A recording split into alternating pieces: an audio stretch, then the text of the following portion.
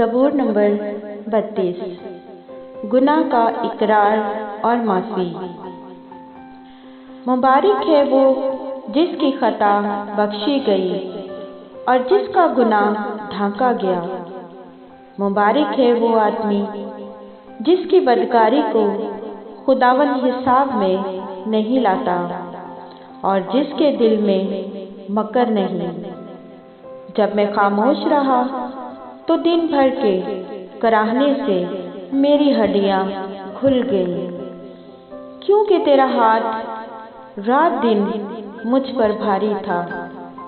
मेरी तरावट गर्मियों की खुश्की से बदल गई। मैंने तेरे हुजूर अपने गुनाह को मान लिया और अपनी बदकारी को ना छुपाया।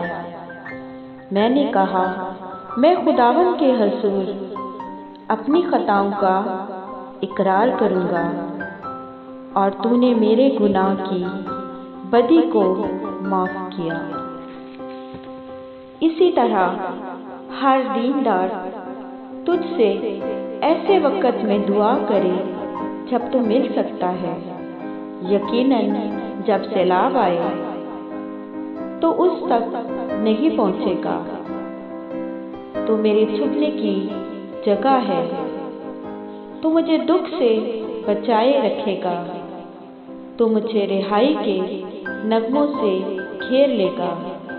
मैं तुझे तालीम दूंगा और जिस राह पर तुझे चलना होगा तुझे बताऊंगा। मैं तुझे सलाह दूंगा। मेरी नज़र तुझ पर होगी।